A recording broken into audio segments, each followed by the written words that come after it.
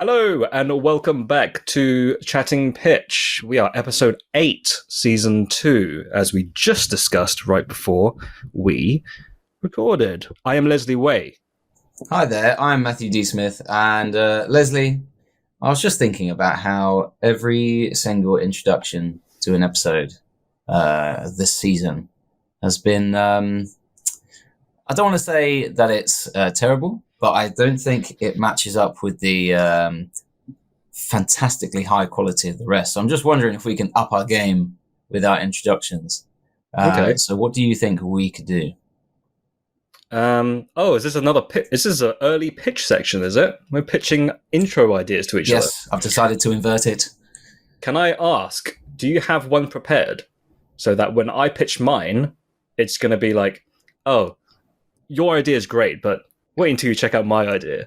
No, I do this. No. It annoys my wife all of the time. I ask her like a hypothetical question, and then she'll be like, "Oh, that's a really good question. What would you say to that?" And I'll go, "Oh, I don't know." And she'll get really.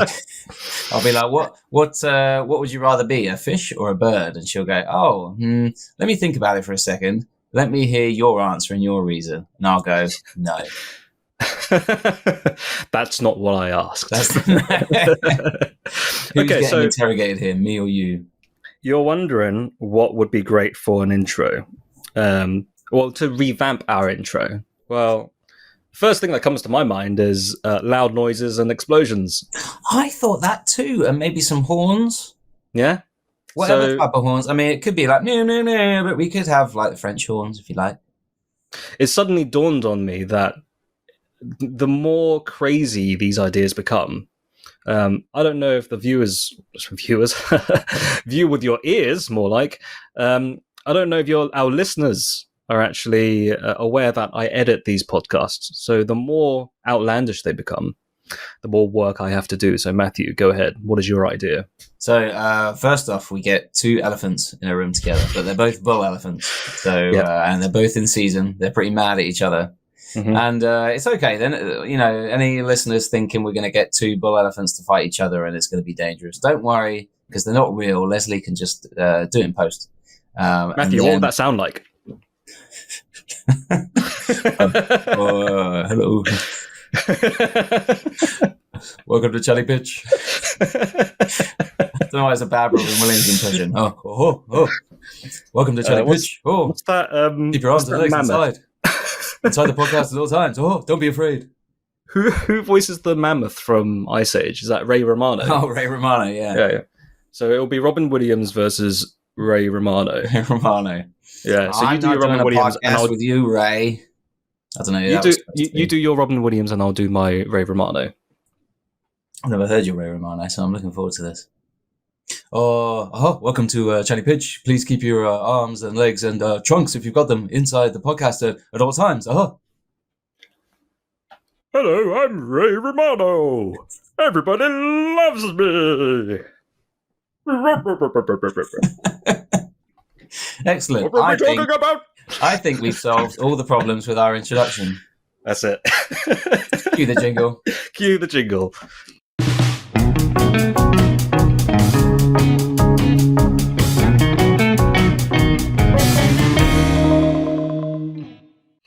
Fantastic. So, what are we talking about this week? We are talking about things that we watched recently, and if you haven't realized from the title already, I've watched one of the movies. And you Matthew went slightly out of sync there, didn't you? Did I? We've been talking about. I had one of those, those tape players that you can like slow down if you kind of push your finger onto it, and then it just goes a little bit. That happens when you put your finger on Leslie's forehead. It slows him down a little bit. But then if you spin your finger around, you can get him to speed up. Mate, I watched this video yesterday on TikTok, and the missus chucked a peanut at her partner's forehead, and the sound that it made when it hit his forehead sounded so hollow. And we're just wondering, why did it sound so hollow? And he was like, "Oh, what'd you do that for?" Afterwards, it was the sound that was like. I saw a great video, and it's two two guys. I haven't seen any of the others, but I think it's that they introduce it by saying one of them's got like a blindfold or something, and basically they can't see, and the other one looks into the camera and says, like episode 8 of me throwing something at Chad, and he has to guess what that thing is, and he like shows the camera like a corn on the cob, and he just throws it. And you just hear the other guy go, "Oh, was it watermelon?" And then the video just ends with the other guy going, "Wrong," and it just cuts. So there's great content out there if you look for it. Unfortunately, we couldn't do that because we can't actually throw anything physically at each other. But Leslie can fix that in post. We can do that. Throw something virtually. What's this? What was that? I don't know. You get yeah. In my head, that was like an old school car aerial, and you've pinged it back. And no, it was actually one of those door stoppers. You know, when you get on the bottom of some doors where you flick it and it goes. Right. Yeah, I threw one of those at your head. Oh, thanks, mate. That's all right, and it's stuck. It's going to be there forever. On my head. So I've got a door stopper on my head, and you've got one of the tape things on your head. That's exactly true. Moving on. I watched a movie, and Matthew has watched some TV shows. So, what we're thinking, actually, no, we'll save it for the mid break jingle. So, let's talk about it. I want to do the Leslie tone of voice, which always happens at this part of any episode. What movie did you see, Leslie? Feel personally attacked. I watched a Planet of the Apes. The must be like the 10th one now or something. I don't know. Yeah, there's been quite a few. I don't know how many there were before the reboot. Oh, what, the Charlton Heston ones? Yeah, I don't know how many there were. 4 or 5.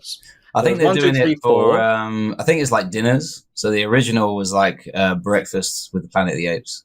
Yeah. And then there's brunch with the Planet of the Apes. Then lunch, and then it ends with my dinner with Andre.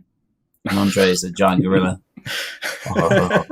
Wait, Andre the Giant, played by Andre the Giant. Yeah. But it's him in a bad, like just like a rubber and hair suit. Hello, pretty ladies. With his face cut out as well, so you can see it's Andre the Giant. Yeah. He's not been painted or anything to match the costume. Big fluffy exterior, but just Andre the Giant's face. Yeah. Like Sasquatch. Yeah, exactly like Sasquatch. Yeah. So we had 1, 2, 3, 4 from the original Charlton Heston ones, and then we had that Tim Burton one that happened. Remember that? Oh yeah, that happened, didn't it? Yeah. With Mark Wahlberg. They didn't touch that. They didn't do anything with that. And then they waited years, and then they had 1, 2, 3, like another trilogy. So I'm guessing, this is the 9th one, if our maths are correct. But yeah, the one that I watched was Kingdom of the Planet of the Apes, which is a mouthful of a title. I don't understand why they didn't just call it Kingdom of the Apes. Why did they have to? Is it because a franchise? I guess they need the word planet in there, don't they? Captain Planet of the Apes, you know. I guess it would be better. Is it better to do that, or is it better to say Kingdom of the Apes, a Planet of the Apes saga? Is that worse? Oh, because they've done that with Mad Max, haven't they? I'm looking forward to that film. I'm not being put off by the fact that it's got the word saga in, because you know what? I don't think that the word saga is necessarily a bad thing. It's like prequel movies. There are prequels that are very good. Yeah, probably like this Mad Max one because it's also a prequel. But there were so many shoddy ones that came out around sort of the 2000s. Was that the time where everyone was like, "Hey, X-Men Origins, Wolverine," and that didn't have the word saga in it. But I mean prequels. My point is that Hollywood misuses a thing, and then 15 years later, when they do that thing again, your instant reaction is, "Oh, I feel ill." Whereas it could actually be a good thing. It could so be. maybe they should have renamed it. It is a mouthful. It is a very much mouthful, but it doesn't bother me. I just called it Kingdom. Kingdom Apes. Apes Kingdom. That's what Apes I called Kingdom, please. Yeah. 2.5 tickets to Apes Kingdom, please. You haven't seen this one, have you? That'll be 15 cents. You haven't seen this one, have you? No, I haven't. I've seen the other 3. I think they are on the whole excellent. Did you like them all because they're all three very. I wouldn't say very different. They are different though, because the second and third one, what was it? Dawn of the Planet of the Apes, and then There was War of the Planet of the Apes. Rise, and then there was Dawn, which The means Rise was that done by somebody else. I couldn't remember who the director was, but it wasn't directed by Matt Reeves. It was somebody else. No, I'd have to look that up, but I'm far too lazy. But yeah, there was Rise first and then Dawn, which implies that the apes get up before the dawn, which means if we want to beat them apes, we gotta be up early. And I do not get up, Leslie, until, well, if I can help it, 9:30, sometimes even 10 o'clock. Yeah. So if it's winter when the dawn is quite late, then we should be okay. They've got like a half an hour head start. But if it's summer, man, those apes have been working for hours. Maybe they'll be tired. Who knows? Can I do my review now? No. Yeah, I'm done. May I see it? No. No. So yeah, the movie, I liked it. I did like it. I don't think I loved it, but I liked it a lot. What did you like about it? Well, I liked how simple it was. It wasn't a complex story. When you say simple, I think like all the characters are duh. All the apes. The derogatory use of the word simple. Yeah. But no, what I meant was it's a simple story. Caesar, I hardly knew her. Well, Leslie, would you like to give us your review? I'm going to periodically check my watch to see how many minutes or seconds I can get through the review before being interrupted by one of your quips, Mr. Matthew D. Smith. So, where was I? Yeah, so I liked it. I didn't love it, but I liked it. I did, at one point, just was at awe about the special effects, because it is somewhat of a feat. I remember watching War of the Planet of the Apes and thinking, these apes look real. Like, the fur looked real, the facial expressions looked real, the textures, especially Bad Ape, man. You remember Bad Ape? Oh, which one was Bad Ape? Bad Ape was the one who was who spoke the English the best. He was like the little one who was wearing a little blue jacket. So in the third one, so he had the leather jacket and he had that album. Yeah, Bad Ape. Bad. Well, his hit single. What's the most popular track on that album? Oh, I don't know. Smooth Ape, Smooth Gorilla, Smooth Banana, Smooth Gorilla, Smooth Banana. Yeah, there we go. You've been tripped by a smooth banana. And then he does all the same Michael Jackson moves, but it's yeah. That's a whole rabbit hole that we could go into, but yeah, we'll probably bring that up at some point. So yeah, the movie. I liked War of the Planet of the Apes better than I did this new one, and I just couldn't help but feel like when I watched it, whoever directed it, I think his name is Wes Ball. He did the Maze Runner movies, which were quite critically panned. I never watched it, so I don't have an opinion. Okay. But it's hard not to go into a film and think, okay, he's made some critically panned films, and now he has to fill the shoes of what Matt Reeves did in the previous one, which, did quite successfully, which, earned them an Oscar nomination and all that. Not that any of that matters, really, but it's an accolade that has reputation, So when I was watching it, I couldn't help but think, okay, this movie has been directed by somebody else. It's got a different tone of voice. However, I was surprisingly entertained. And that goes to show that you shouldn't judge a book by its cover. And there was not a moment where I felt bored. There wasn't any lulls in it. I think the only thing that it could have been improved was a little bit more kind of character development, maybe. Okay. There was a lot of it for the apes, but then there were certain characters where just kind of they just came and went, and I felt like I would have loved to have known more about them, or I would have loved them to have a bit more screen time. Right. You know, was it a bit more spectacle then than? No, there was a surprising amount of heart to it. I mean, the story, in a nutshell, it's a revenge film. I won't spoil what the revenge is, but it's an ape versus an ape, and he meets some apes along the way. Meets a human too. She's on the poster. She's not CGI, by the way. She was real, but who knows? That would be great if by now they great. had all the real apes. Mm-hmm.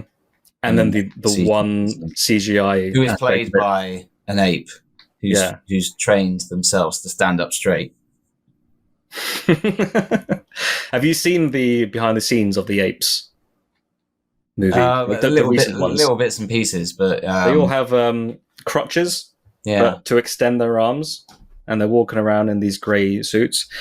I heard that this new one, they're going to release a version of it without the CGI. So it's just a bunch of people in mocap suits and crutches. Yeah. What's the point in that? Just to show that they actually did it like that, I'm guessing. Just to prove a point. That's like saying, we're going to release a version of The Matrix that has none of the CGI in. Like, okay, why? Well, haven't they done that with another one? I think... you know what I would love to see? Did you ever watch Rango? Yes, I love Rango. I would love to watch a full version of that, but it's all the actors in the room doing their bits. Yeah, because that's what they animated off. Yes. I think we've probably watched the same behind the scenes thing, where it's actually Johnny Depp and Bill Nye doing his thing. are all actually in the room moving around the space. Together. The animations are quite accurate. They use it all as reference, didn't they? The blocking and everything is more and more beat for beat the same. So I'm assuming that's what they're trying to get across. Although I don't know if it warrants that, like a whole 2.5 hours worth of people in grey suits. But I think for the Rango cut, at least it will be a bit more entertaining because it almost looks like they're doing improv. Yeah. But anyway. That's besides the point. Movie was good. Was good. Worth a watch, I'd say. Worth a watch, okay. We don't have a rating system here, do we? I give it chatting out of pictures. I guess we could do how far we say the title is how good it is. So if we say it's a chatting pitch, that's, a 5-star movie. And if it's just a chatting pit, then it's awful. That's like, so you would say it's a chatting pit. I'd say it's a chatting. I'd say it's a chatting pit. Yeah. Okay, that's pretty darn good. Take the C8. Well, maybe a chatting pie. A chatting pie could be a chatting pie. Okay, but hey, I think you. I don't know if it's going to be an either you love it or hate it situation. I think a lot of people probably would enjoy it because it's wow, monkeys flying around doing the stuff. Wow. Yeah. Look at these monkeys. But I did see some people in the audience leave halfway through, and they never came back. And it was when the human character turned up. Huh. So I'm guessing they just wanted an exclusive ape movie. They just wanted... Yeah. Okay. And when the human character turned up, like she was on screen for about 5 minutes or so. Yeah. People upped and left, and I didn't know why. Were they whispering under their breath? Bloody humans turning up in my movies. This isn't a monkey. They forgot to put the CGI over the top of that human being. That performer. They're doing something that I don't like. And I pay for something I like. I don't want to be challenged. Anyway, that's it. That's my review. What have you seen? Hey, I'm going to do it in a classic Leslie energy from Chatting Pitch. Matthew, what TV show have you watched? Well, I've been watching some TV shows, and I have seen... I didn't realise C-3PO just walked into the room. Oh dear, there aren't any apes around here, are there? What did you watch? I've been watching... It's a Jeff Daniels TV show on Netflix. I have heard about A Man in Full. 4 episodes in. Mm-hmm. Pretty good so far. Cool. Larry David impression notwithstanding. Is it an observational comedy? No, I wish it was. No, it's a drama. So the story is Jeff Daniels Mm-hmm. And I'm going to keep pausing there because whenever I say Jeff, I go to say Bridges. Jeff Daniels Yeah. is playing And a every real time you say estate. Daniels, I keep thinking of Paul Daniels, renowned magic man Paul from the Daniels, Paul UK. Daniels, and Jeff Bridges in Dumb Walk and into a Dumber. bar. Paul Daniels does a bit of magic, and then he says, "You can't go slower can't than see 30 me." miles an hour, otherwise this magic trick will explode." And then Jeff Daniels does the rest of the movie. Sorry, Is he in that? Is he did in you that remember movie? he was in Speed? Yeah, he was in it for like Wow. 10 minutes. Really? Yeah, you've seen Who's, Speed, haven't who's you? he play? I've seen Speed. Yeah, He's who's he play? Keanu Reeves' partner at the beginning, and they do a little. You know how a lot of action movies have like a little 10-minute epilogue, or is it Yes. prologue? It's a prologue thing. Prologue, yeah. And then they do this little thing versus Dennis Hopper, who's the main bad guy. And initially, he was supposed to be shot and then get killed, but I think his agent managed to get him to get a little bit more screen time, so he gets shot, but he wasn't killed immediately. So he was able to like get a medal after that. But then 5 minutes later, he explodes in a house fire. As he's getting the medal, they push the pin in too hard. Oh! You just hear the sound of like a balloon. Anyway, sorry. Yes, continue. You were talking about sidetracked massively. Yes, Jeff Daniels. I won't get any more sidetracked telling jokes about smooth bananas, which is a joke I stole off you, Leslie. I feel like I have to credit you on that, so it's a bit unfair. Did I come up with that? I don't think I came up with that. I think we sure collectively came up with that. I mean, like, it all came under the umbrella of Michael Jackson's Secret Vault full of songs that are based on bunch of food party. Basically, it was subpar Weird Al, wasn't it? Yeah. With a glove that was laid. What was the album cover? A glove that was going to be laid on top of I don't know. a banana, a smoothie machine or something. I don't know. Banana and 2 oranges placed suggestively, and then just a glove laid on top. Yeah. What was Human Nature? There was like reaching out for that soda. For that soda. That was called Soda Stream. Yeah. Continue. Human soda. So Jeff Daniels is a real estate mogul, really well known in the state. I think set in Atlanta. But he is in debt to the tune of about $1 billion. Not many people know that, but Jeff Daniels' impression. Yes. But the bank are coming after him. So they're trying to foreclose on all his properties. There's the guy who represents the bank, played by I can't remember his name now. I've got the names up here. Bill Camp. Bill Camp, yes. Bill Camp. Apparently his character's name is Harry Zale. Is it Harry? Oh man, he is the best.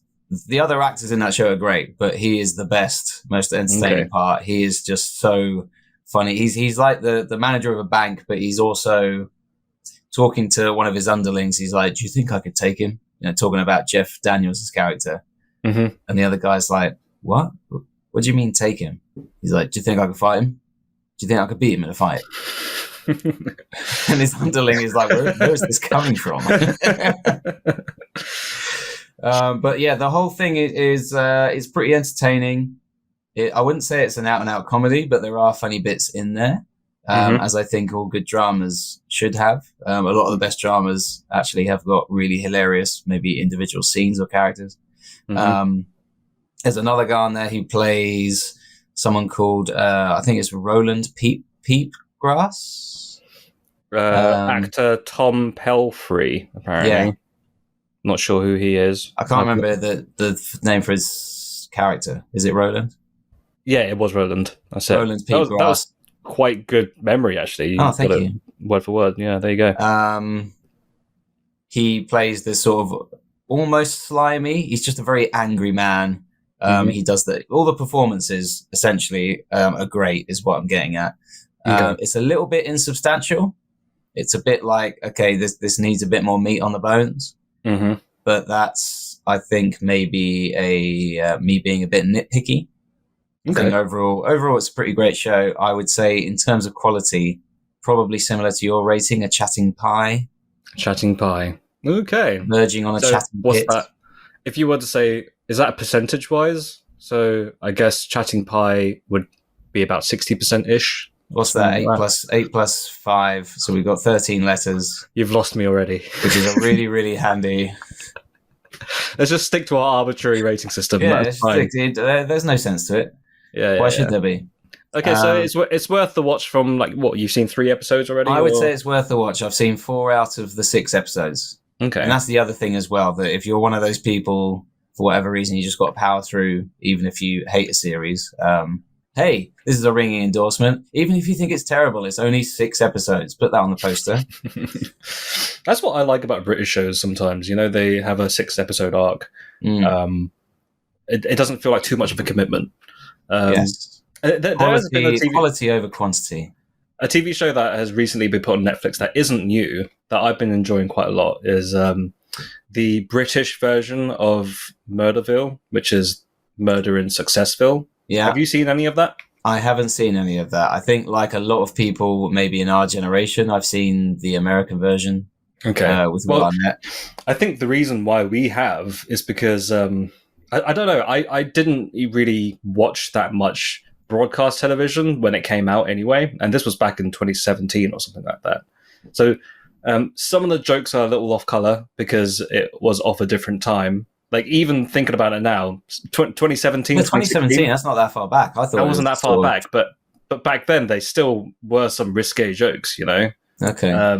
And but I don't know. Maybe I'm just being overly sensitive because of what we are the current climate we are in with comedy.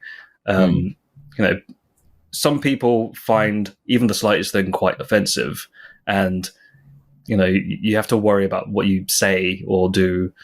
And then if you look at things in retrospect, you kind of think like, was that okay? Not sure. Mm. Maybe it's fine, and it's all a bit of a grey area, but who knows? I mean, you just got to do what you do, because there's going to be something where, in 50 years, people will look back at our behavior and go, oh my God, I can't believe they did that thing. And it'll be Yeah. something so benign. It'll be us talking about soda. I can't believe they made I a can't joke about believe- Michael Jackson's songs that have fruit in them. Yeah. And everyone knows fruit's not allowed these Because days anymore. fruit was the cause of that giant terrorist Outbreak attack that happened in 2038. There was the attack of the killer apples. That's right. And that George Clooney film, Attack of the Killer Tomatoes, will be heralded as a near prophet. Yeah. Anyway, I do think I'm so dumb. I do think that show is worth watching because me and my partner have been watching it, and we've been laughing quite a lot. Even every episode at least has something quite funny in it. And I think the one that we laughed the most on was a very specific Ant and Dec impression. And I don't know if you know what the... Sorry, I thought you were talking about A Man in Full for some reason. I was like, when do they bring out Ant and Dec? We've moved on to something else. Sorry, now. Yeah. Success... What was it called? Murder in Successville. That's it. Success in Murderville. I've It's killed the original. It's the original British version of the hit show on Netflix, which is called Murderville. Which American version, Will Arnett is the detective, but in the British version, I don't know his name, but he is quite funny. And the concept is slightly different, but it's more or less the same. So it's half improv, half scripted. Okay. So they have scenarios just like the American version where you have to solve a crime, but they bring a celebrity in to be their partner. So it's kind of like a buddy cop thing. And every episode have a different British celebrity, or an American version is an American celebrity. But in the difference between the one in the British version is that all the characters are based on celebrities. So it's people doing impressions of other celebrities. So there's a very on-the-nose joke where the chief of the police station is Gordon Ramsay because Chief is similar to Chef. Yeah, yeah, So yeah. it's Gordon Ramsay coming in. It's like, what the hell is going on here? Yeah, yeah, yeah. And he just does the same impression every episode. And sometimes it can be quite like repetitive, but sometimes it can be quite funny. But he's the one who's like is it in England? Is it constable or is it chief? Is there a difference between the two? I don't actually know. I'm not sure. Yeah. I just Anyway. know that whenever I see someone in a police uniform, even though I haven't done anything wrong, I automatically start like checking myself. Like, let me just check. Have I got a giant knife on me? No, I haven't, because I've wandered down the road to pick up some milk. Yeah. Have I shot anyone lately? No, I haven't shot anyone lately. Is my kidnapped victim with me? No, they're tied up in the basement. It's okay. There was this one. There's one thing that I thought once where I was thinking about putting a bumper sticker on my car, but then I thought, no, I'm not going to do that because it makes my car more recognizable, just in case I do any Just crimes. in case I have to commit any crime. You never know. Like chase that guy with that B sticker on the back of his thing, because I was going to have a sticker of the B movie B. Okay. What, on the back of my car, the Jerry Seinfeld one, because at some point he says something like, "Do you like jazz?" So I thought it would be funny to have the B leaning on my Honda Jazz that I drive. Oh, okay. Right. Yeah. So it was kind of like a little pun, but then I thought it's not funny enough to warrant that sticker to be on there forever. It's not funny enough to warrant 8 to 10 years. No. In prison. Okay, so anyway, yeah, the show is quite funny.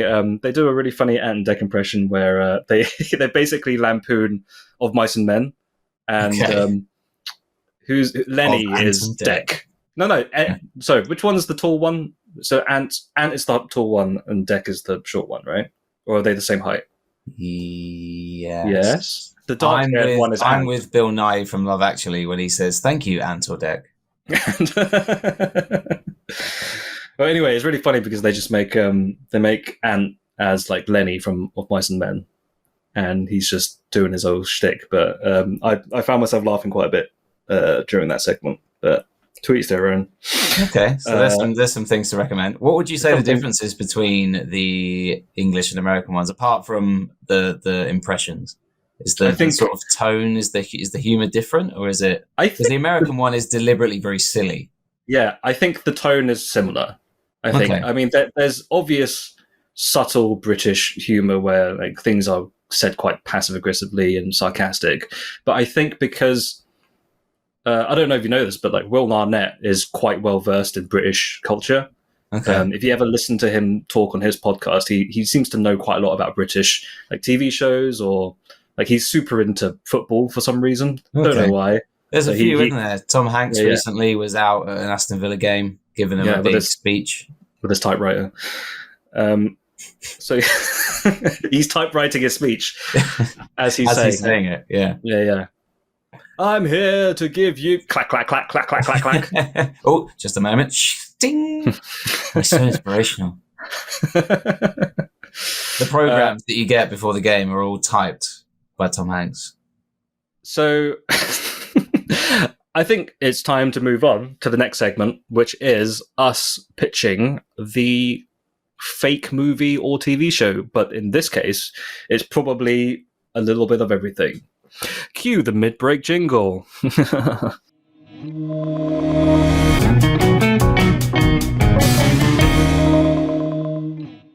And we're back. So I had an idea this morning. I gave Matthew D. Smith a call and I said, what are we actually talking about today? And we ended up coming up with the idea of reviewing things that we watched in the past week. And then I subsequently said, why don't we just mash those things up? So I guess this would be A Man in Full of the Planet of the Apes. A man... A successful man of the Planet of the Apes. Of the Apes, yeah. There you go. So what anyway, if you like this podcast, we will... No, let's... I'm sure this idea has some legs, because we still have... On a Planet of the Apes, what makes a man successful? Maybe that could be the deeper message of this film. Because, you know, in modern culture, what's the first thing you imagine when you think of a successful person? Maybe it's someone who's rich. Maybe it's someone who's got a loving family. Maybe it's someone with a semi-successful podcast about movies and TV. You just don't know. But what is it? What does it mean? I'm not sure about semi. I mean, What does it mean? I think it'd be more like a cha. Oh, I think we should get rid of the word. I think we should get rid of the word successful. So he just has a semi-podcast. He has a semi-podcast. It's almost there. It's almost there. After 20 episodes, we're almost there. But what makes a person a people? What makes a people? What makes a person successful in the planet of the apes? Well, none of them are successful, are they? Because they get wiped out by the apes. Okay.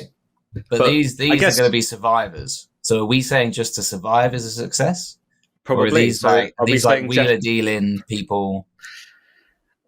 Can you give me a very quick recap of what a man in full is so we can see if it fits into this universe? A real estate tycoon who is heavily in debt. We're talking $1 billion. Heavily in debt to a bank who he has taken loans from, and they've decided it's time to collect, but he doesn't have the money to pay them back. Okay, I see. So he's successful until the house of cards falls down. Okay, so in this universe, if we were to mash them up, does he owe the apes money? Yes. Yes, that's it. Okay, what's the currency here? Because this is way into the future, right? Or is this? Are we talking about the prologue where the apes are rising? No, we're not, are we? We're talking about the Kingdom. Next film, aren't we? Yeah. Yeah. So this is Kingdom of the Planet of the Apes, but we're mashing it up with the Man in Full. But Man in Full has to exist within the Kingdom of the Apes universe, post-apocalyptic. I don't know how many years into the future it is. It's probably like 30, at least something. 5. Yeah, at least 5 years. And also it's semi-improvised, like Success in Murderville. Yeah. There we go. So because we need to think about that when it comes to casting later on. So currency, I think it's a fallacy of the Planet of the Apes that monkeys just like bananas. Okay. I think they probably like other things too. Surely, I've got a picture of a monkey eating beans. Maybe it could be beans. Are you looking at? Did you Google monkey images on Google?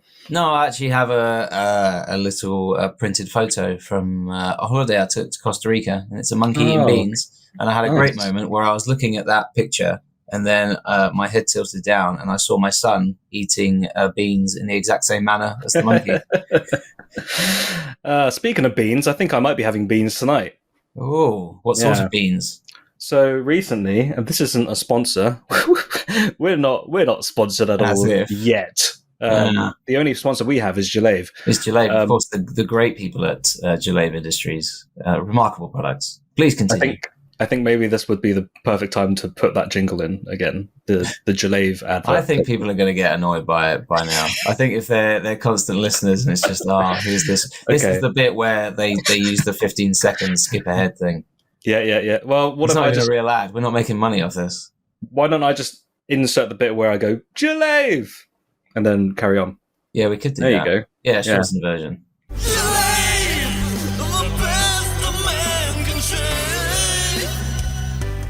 Because we've mentioned them now, so we have to put it in.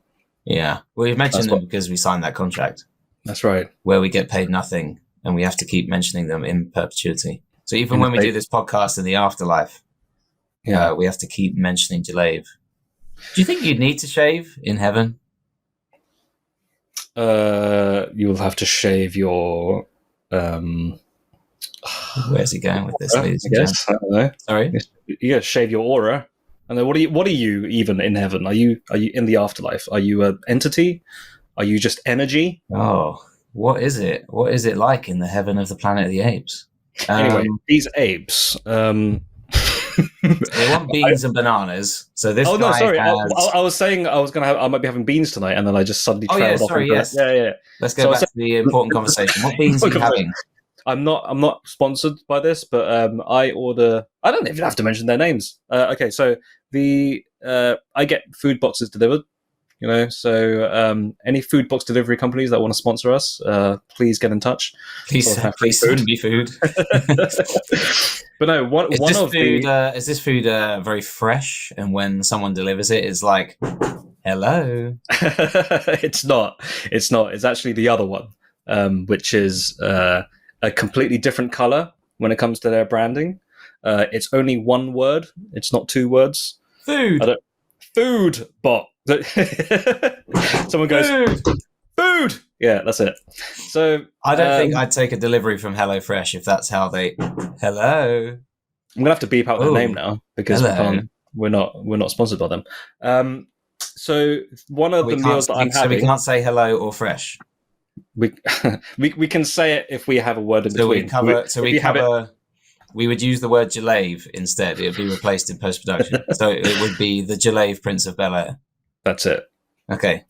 Excellent. Continue. Okay, continue. So, one of the recipes that I got in this food box is sausages and beans with sliced potatoes, but not just any sausages and beans with sliced potatoes. It's Bingo's sliced potatoes and beans and sausages from the very popular kids show Bluey. Do you ever watch Bluey? I have seen Bluey, and I did not know that they made sausages. Apparently, they do. I've never seen Bluey, so I can only take their word for it.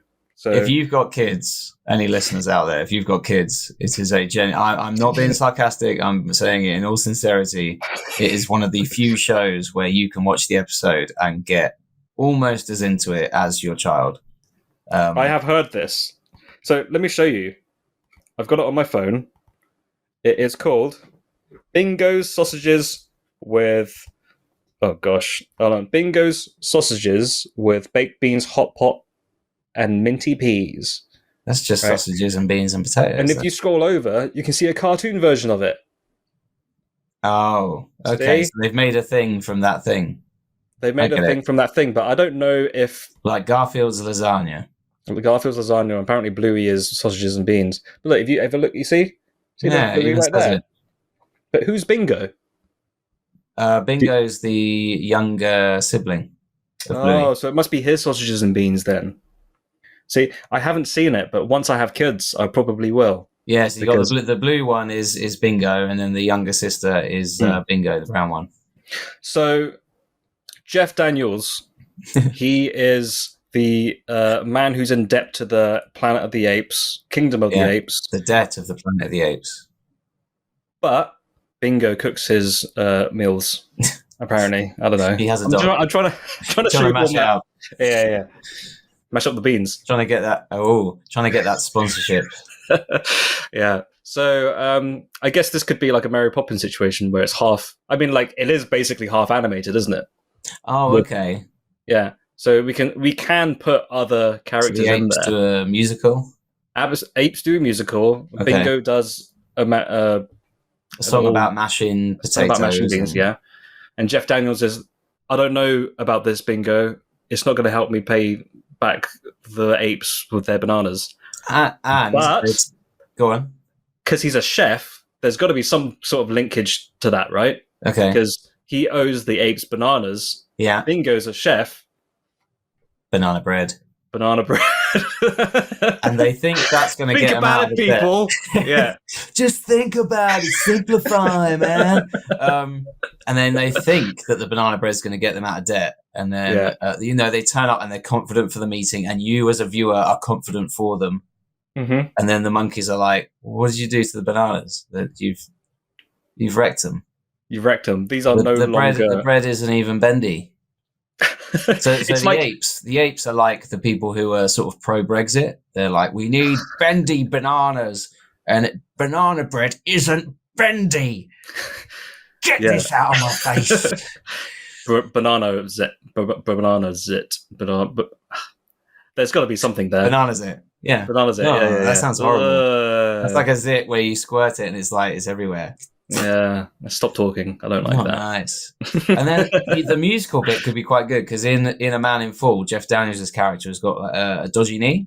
Okay. It's sort of an ongoing. I wouldn't even say it's like a subplot, but it's something that he has, and he eventually has surgery to give himself a new knee. So maybe that could be one of the musical numbers where Bingo's like, "Oh yeah, but I forgot you don't like dancing anymore," and then Jeff Daniels doing a bit of Dick Van Dyke can be like, oh, that was before. Ding. And then he just moves into the...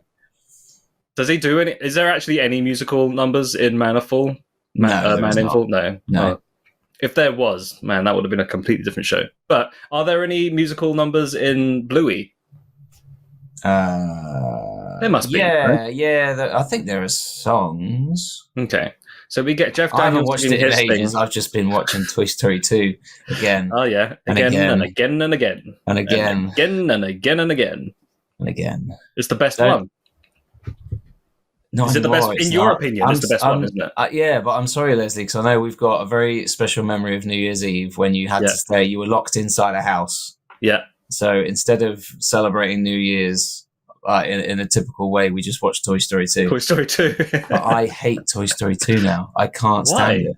Because I've seen it 8 times in the last 72 hours. That's why. Is it because you thought, this will be a great bonding experience with my son, and then 7 viewings later, just gonna like pull your hair Zerg when out. he was, I'm going to watch Toy Story 2 with my son. But now everything is through the lens of Toy Story 2. Whenever anyone does anything, oh, that was like Al from Toy Story 2. Have you tried to hoodwink your son by playing Toy Story 4 or No, Toy Story he's too 3? clever for that. Oh, okay. I said this morning, do you want the one with the bear, Toy Story 3? Yeah. No, I want Chicken Man. Can you not Woody. I want Woody to go to the Chicken Man's house. That's how my morning started. So I've never had children, but I am assuming that when you do, during a certain age, they like to watch the same thing over and over again. Yes, and that age has been the past 3 years. Can you just clip that Chicken Man bit so it drives you even more insane, and it's just that looping over and over and over again? You know, there was an age where I could trick him. Okay. When he was a bit younger, I used to do it with books as well. If he'd asked me to read a book for the 5th time again that day, I would skip entire pages, and he just wouldn't care. And I realised that I couldn't do that anymore when he just put his hand on mine one evening and went, "No, Daddy, you missed a bit." I thought, "Oh no, this is like now." me. That's like me and my missus. I'm not. You're not watching. You missed the best part. Oh, you don't even care. And then I switch it off.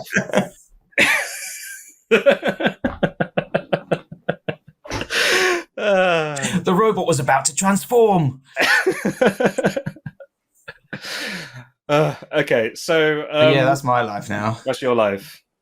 So what have we learned? We've learned that. Here's our final thought. Here's our final So thought. we've got Jeff Daniels and his cartoon dog.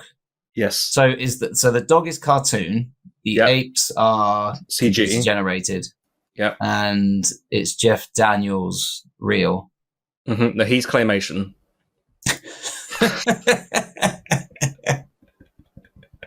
He's just got, one of those Christmas specials. Musical numbers as well. Yeah. It's because he's walked into a Christmas special of A Man in Full. Right? Oh, okay. So it's all how sometimes they do the Christmas episode and then everyone goes a bit. What's Very that popular. one famous one, which is all like they've got all the big heads and googly eyes, and there's all snow everywhere. Oh, I know which one you mean. You know what I'm talking about. I don't. If anyone knows, let us know in the comments below. That's if you want to. I don't even know. We got a funny comment the other day, didn't we? Oh man, we did. I hope that we can cultivate a.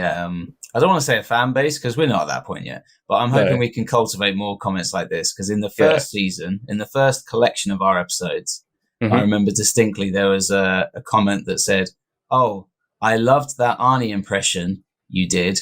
Or whatever it was you were trying to do, something like that. And this other comment, which I'll let you talk about, is equally as ambiguous. I came away reading this comment thinking, I don't know whether this person likes us or pities us or just flat out hates us. Do we want to do shout outs at this point? Because I found it quite funny. But Is it worth doing that? I don't want to single this person out. Maybe not say their name just in case, No. but I think it's Okay. a But very the comment accurate itself. comment. Do you think I should read the comment itself? Yeah, because I think, and we're not doing this in a sort of like, hey, let's mock the person. I think the only comments we're going to read are ones we actually agree with, or maybe have an argument against. And I think it's definitely the former with this one. Yeah. So this was from last week's episode. Actually, no, 2 weeks ago now. This was from episode 6. Someone has written, "You're like two drunken teenagers discussing Dungeons and Dragons at 2 a.m. in the morning after ditching the prom where you were turned down by every female available. Brilliant revelation mixed with envy, adolescent angst, vomit, and alcohol. You eventually get to the point that cinema is desperate, flaccid, and the film sucked." And then he did another one at the bottom that said, it's a Brit humorous. I'm not sure if he meant to say bit or Brit, but he said it's a Brit humorous listening to two limeys discussing country music. Oh, okay.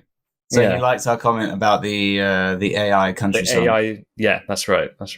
Yeah, and in which I responded, sounds about right. Sounds about right. Yeah, that's why I think we were both in agreement. We both had the same reaction of, yeah, it's pretty. I think that is a raving review in my books. Yeah? You think they've rated us chatting pitch? It perfectly encapsulates our energy and also our inconsistencies and, for lack of a better term, utter greatness. So what have we learned? This has been Chatting Pitch. Thank you and goodbye. No, so... I mean, we could just end it there. I'm hoping, again, that was not meant as an embarrassment, that shout out. I am really hoping we can cultivate more comments like that. Yeah. Ones that sort of leave us ambiguous, because I don't want people saying, you're amazing, because my ego is going to inflate way too quickly. Mm-hmm. But equally, you know, I've seen other people I know receive comments that are just very negative. And I think people don't realize how much effort, clearly not on this show, but how much effort goes into certain things. Yeah. I guess my point is I want to be left with a feeling of ambiguity, like those two comments we just talked about. Yeah. So it'd be wonderful if we could get some more. So not for engagement. What we're asking for is just more ambiguous quotes that don't have any real point to it. Or take us one way and then the other, because I think it starts off fairly ambiguous, where they describe us as people chatting at 2 a.m. Sounding a bit drunk. I think the line saying that we've been rejected by every woman in the room. That's cold. Yeah. It's a roller coaster, isn't it? It is a roller coaster. But then at the end, my favorite bit is you eventually get to the point.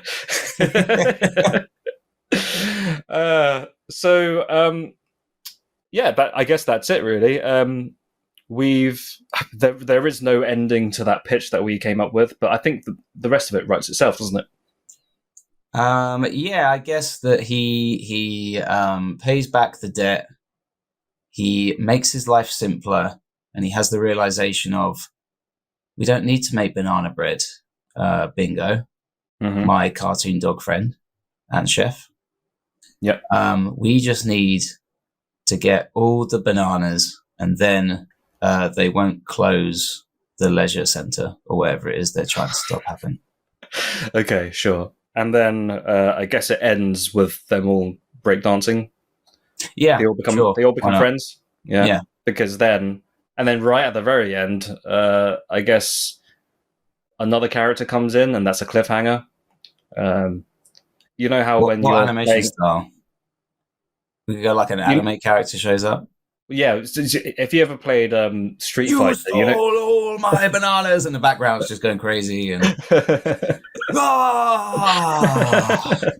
don't know what animes you've been watching. Is that that's like the classic parody of an anime where it's just people yelling one word but for very long with speed lines behind them. Yes, right? Speed lines. That's the thing I was thinking about. That's the thing.